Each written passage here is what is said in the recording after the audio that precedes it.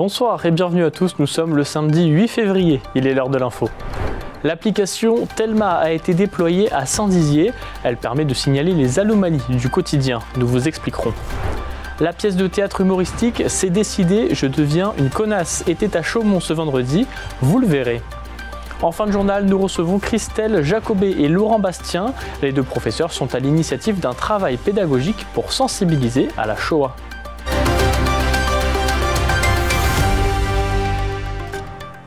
Après Bar-le-Duc, c'est au tour de Saint-Dizier de mettre en place l'application Telma. Elle permet de signaler les problèmes rencontrés par les habitants, comme des dépôts sauvages ou un nid de poule, mais également de se tenir au courant des actualités de la ville. L'application a été présentée lors d'une réunion publique au Clos Mortier. Léo Martin y était, regardez.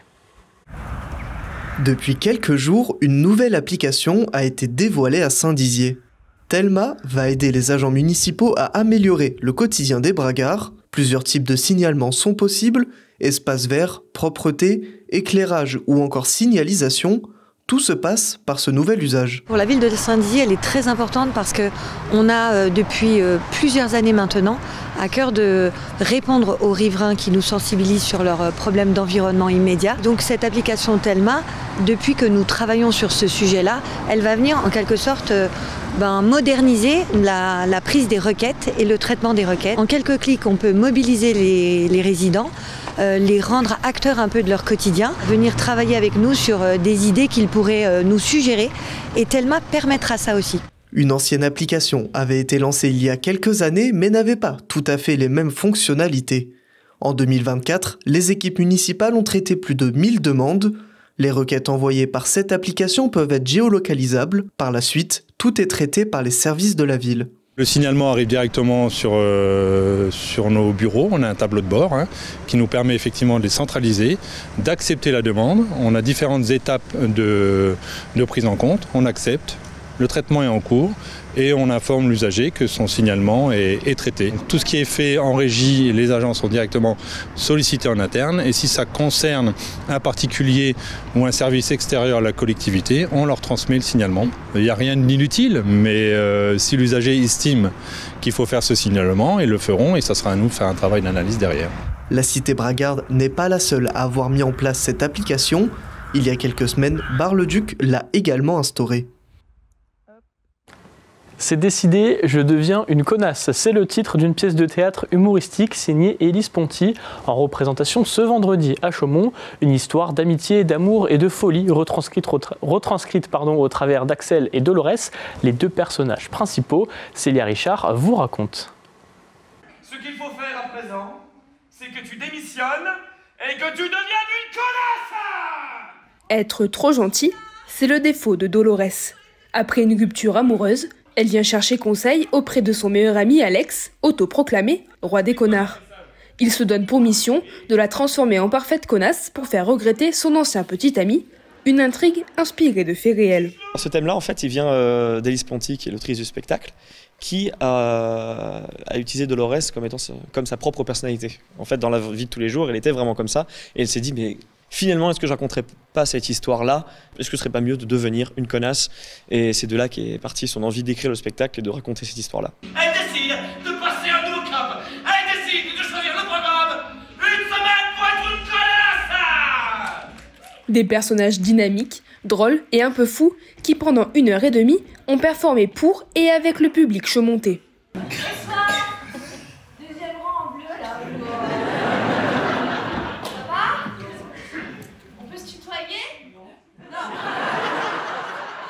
Je pense qu'on est beaucoup en tant que fille, femme, à pouvoir se retrouver dans le personnage de Dolores, à avoir vécu des histoires comme ça, où on a peut-être été trop naïve, trop gentille, et où on a pu s'imaginer refaire le film à telle situation, si j'avais agi plutôt comme ci ou comme ça, qu'est-ce que ça aurait donné? Les scènes s'enchaînent, plus déjantées les unes que les autres. Dolores comprend enfin les rouages de la parfaite connasse et applique les conseils de son amie. Mise en situation. Tu es dans la file d'attente d'un supermarché. Il y a une scène qu'on joue ensemble qui est la scène où on est en plein cours pour devenir une véritable connasse. Et il y a une partie précise où on est avec une histoire de supermarché, de caddie. Et il y a énormément de folie sur cette scène-là et le public adhère à fond dessus. Il y a vraiment beaucoup de rire, ça part dans tous les sens et on a une grande part d'improvisation où on s'amuse beaucoup ensemble. Donc vraiment, on est avec eux, on est ensemble et c'est un moment qui est assez fort dans le spectacle, donc c'est ma partie préférée. Un succès pour le spectacle C'est décidé, je deviens Niconas, joué pour la première fois à Chaumont. Souvent, on nous dit super, grâce à vous, je vais devenir une connasse. Oui. J'espère pour ces personnes qui ne l'ont pas vraiment fait, parce que ça peut être dangereux. Mais oui, il y a une sorte de libération, elles se sont défoulées en fait le temps de cette soirée. 700 personnes étaient présentes à la salle des fêtes de Chaumont. Paris réussi pour la troupe du spectacle qui continue sa tournée dans toute la France.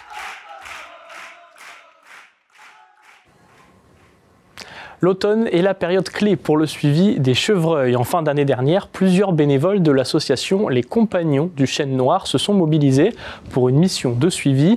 L'objectif était de mieux comprendre leur comportement et leur répartition tout en assurant leur gestion. Nous vous proposons ce soir une rediffusion de ce reportage signé Julien De Bruyne. Comme chaque année à l'automne, ces bénévoles de l'association Les Compagnons du Chêne Noir se retrouvent pour un suivi de reproduction des chevreuils. Après un brief rapide, tout le monde se met en place afin d'observer ces animaux, un moment important qui permet de vérifier si les faons aperçus cet été sont toujours auprès de leur mère. Une façon d'analyser la reproduction de l'année. Ça sert à beaucoup de choses. Ça sert déjà à étudier l'impact que peut avoir le réchauffement climatique. S'il y a un moment où la végétation n'arrive pas à temps ou arrive trop tard, les animaux vont avoir du mal à se reproduire, vont avoir du mal à grossir normalement. Au-delà de ce suivi, les bénévoles sont surtout des passionnés de faune sauvage. La plupart sont des retraités. Oui, une fois qu'on le fait, on se passionne, oui, c'est vrai. Au début, je suis venu comme ça par hasard, puis maintenant, je me passionne, ouais. Nous, c'était des métiers passion. Oui, oui. On pratiquait notre métier pour le plaisir. Moi, j'ai la chance d'avoir choisi mon métier. Donc, j'ai consacré une bonne partie de ma vie. Chacun à son poste, encadrant une zone bien précise pour ne pas manquer l'animal ciblé. Les bénévoles ont ensuite une mission, attendre patiemment. L'opérateur de la mission, lui, doit localiser où se trouve précisément le chevreuil à l'aide d'une antenne afin de guider le groupe. On équipe des animaux pendant les captures d'hiver qui ont lieu chaque année en janvier-février. On leur pose des colliers émetteurs. Dans ces colliers émetteurs, on a plusieurs types de colliers. On a des colliers GPS qui, eux, vont enregistrer les lieux à des fréquences régulières en fonction des programmations qu'on va mettre dans les colliers. Et on a aussi des colliers simplement VHF. C'est un principe d'émission radio. En fait, on réceptionne tout simplement sur un canal un bip sonore. Et ça va nous permettre, en jouant avec en dérivant un petit peu la fréquence et en diminuant surtout la réception, de nous orienter et de pouvoir localiser l'animal. Et après une vingtaine de minutes d'attente, un premier chevreuil a peut-être été localisé. C'est une chevreuil qui a l'air d'être en bonne condition, assez costaud. Ouais, il y a de grandes chances que ce soit elle. Finalement, l'animal visé a disparu. On va peut-être faire dièse L qui est juste au-dessus. Bon, Les bénévoles ne se découragent pas. Le groupe se remobilise immédiatement afin de quadriller une nouvelle zone. Nouveau brief. Ouais, mais toi tu vas aller par là, mais... Nouvelle attente. En vain. Les bénévoles concluent la matinée d'observation sans avoir réussi à suivre un chevreuil. Une issue courante, car ces animaux restent sauvages. Ouais, du coup, on se retrouve au croisement où Jean-Claude est garé. Ok. Alors, ça va. Malgré le revers du jour, la prochaine étape sera déterminante. Capturer les chevreuils pour leur poser des colliers GPS dès le mois prochain. Le suivi sera encore plus précis et permettra de collecter plus de données. Ce soir, nous recevons Christelle Jacobet et Laurent Bastien. Vous êtes professeur documentaliste et professeur d'histoire au collège Anne-Franck de Saint-Dizier. Bonsoir à tous les deux. Bonsoir. Bonsoir. Alors, nous vous recevons ce soir car vous êtes à l'initiative d'un travail pédagogique pour sensibiliser à la Shoah. Vous proposez aux élèves de réaliser le journal intime de Colette Rosen, une bragarde qui a été déportée il y a 81 ans. Racontez-nous d'où vous est venue cette idée. Il y a 3 ans, je suis allé à Jérusalem et pendant une semaine, nous étions une cinquantaine de professeurs pour travailler sur la Shoah, c'est-à-dire l'extermination des Juifs. Et au retour, je me suis dit, il va falloir que je travaille différemment avec mes élèves maintenant. plutôt que de travailler un petit peu dans le vague sur l'extermination des Juifs, j'ai choisi de m'attacher à une personne particulière de Saint-Dizier, un petit peu par hasard. Et là, sur la liste des Juifs qui ont été arrêtés en 1944 sur Saint-Dizier, je suis tombé sur Colette Rosen, 13 ans. Et là, j'ai pensé, 13 ans, c'est exactement l'âge de mes élèves. Et peu à peu, j'ai fait des recherches et je me suis dit que ça pourrait être intéressant de retracer son parcours. Alors justement, je le disais, Colette Rosen était braguarde, elle avait presque l'âge, vous l'avez dit, de vos élèves, qui sont des élèves de 3e. Et lorsqu'elle a été arrêtée, c'était volontaire justement pour qu'ils puissent s'identifier quelque part à elle. Travailler sur l'histoire locale, faire de la micro-histoire, ça a plus de poids auprès des élèves. À chaque fois, on parle de Napoléon, on parle de Louis XIV, pour eux, ce sont des personnages qui n'ont pas existé. Mais là, quand je leur dis, Colette Rosen, elle habitait avenue de la République, vous voyez, en face de la librairie, eh ben ça c'est quelque chose qui est vraiment important pour eux. Je leur donne aussi le nom de l'école où elle était élève. C'est quelque chose d'important. Il y a même une de mes élèves qui est retournée exactement à l'endroit de l'avenue de la République. Elle m'a dit j'avais l'impression de me retrouver durant la Deuxième Guerre mondiale. C'est un devoir de mémoire locale qui est important pour ces élèves. Oui, bien sûr. Et puis en plus, comme l'a dit mon collègue, le fait que ce soit une jeune fille de leur âge qui vivait à Saint-Dizier même, ça les touche d'autant plus qu'on retrace grâce au travail toute son histoire en fait. Sa naissance, le nom de ses parents, sa petite sœur, l'arrestation, le fait qu'elle ait été cachée avant d'être arrêtée, tout son parcours jusqu'à Auschwitz, ça rend vraiment son histoire concrète pour les enfants, pour les élèves. Justement, vous leur proposez de réaliser en quelque sorte son journal intime. Comment ça fonctionne pour les élèves? Comment ils font? Alors en fait, quand on a réfléchi avec mon collègue au travail qu'on allait faire avec nos élèves de 3e, on a fait un petit peu le parallèle avec Anne Frank, puisque c'est le nom aussi de notre collège, et on s'est dit que peut-être le plus concret pour eux, ce serait de remplir, ou en tout cas de découvrir l'histoire de Colette à travers son journal intime, qu'on a nous-mêmes créé. Donc on a retracé toute son histoire, on a intégré aussi des documents, des lettres que sa sœur nous avait confiées. Et puis, pour remplir ce journal intime, en fait, les élèves vont sur un mur virtuel sur lequel on a, avec l'aide d'un collègue d'histoire, Monsieur Moreira, sur lequel on a rassemblé tous les documents auxquels on avait accès, des sites internet aussi qu'on utilise. Et en utilisant ces documents numériques, les élèves remplissent petit à petit, en fait, le chemin qui a été celui de Colette jusqu'à son extermination. Le carnet que vous voyez justement à l'écran, que vous pouvez voir réalisé donc par les élèves, ça fait 3 ans que vous faites ça. Ça a été un vrai travail d'historien de rechercher chaque preuve, chaque pièce pour constituer ce journal. Alors, on s'est servi des archives qui se trouvent à Yad Vashem, un centre international à Jérusalem, le mémorial de la Shoah à Paris, qui recense vraiment plein d'informations sur les Juifs de toute la France, et puis aussi des informations qui ont été données par la sœur de Colette Rosen, qui s'appelle Annette Rosen. Que vous avez rencontrée? Oui, vraiment, que j'ai rencontrée. On se voit plusieurs fois par an. Elle me donne des informations. Elle est vraiment très contente que la communauté éducative et les élèves du Collège Anne-France travaillent sur le parcours de sa sœur. Et donc sa sœur a été arrêtée en 44, si je dis pas de bêtises, en janvier 44, donc ça fait un peu plus de 81 ans désormais. Ce jeudi noir, il a eu un impact extrêmement important sur la communauté juive en Haute-Marne. Entre 42 et 44, presque tous les Juifs de la Haute-Marne ont été arrêtés.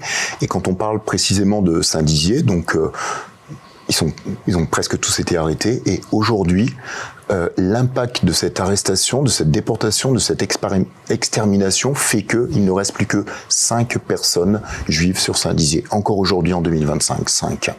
Pour revenir rapidement peut-être sur ce que vous expliquiez tout à l'heure, ce travail, quelle est la réaction des élèves à ce journal intime, au travail que vous leur proposez de faire? Est-ce qu'ils sont réceptifs?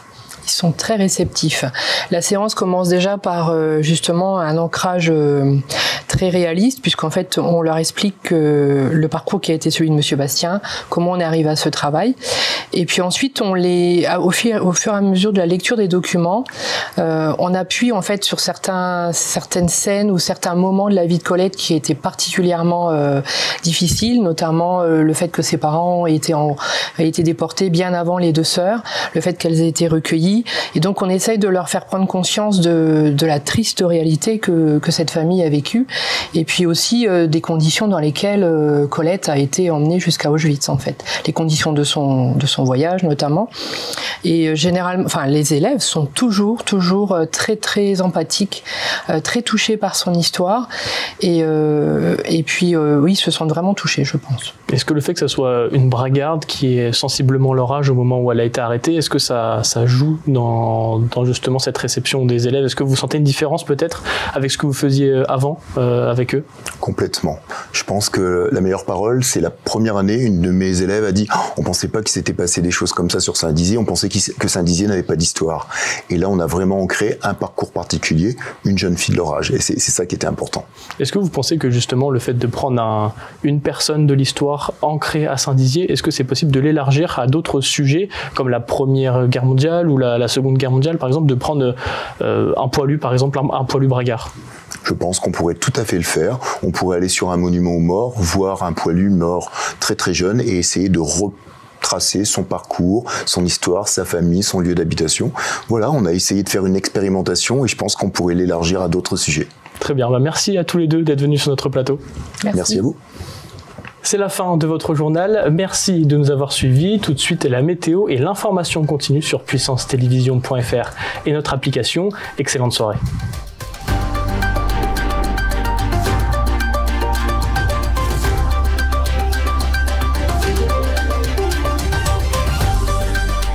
Toute l'actualité en continu à retrouver sur notre site internet et notre application mobile.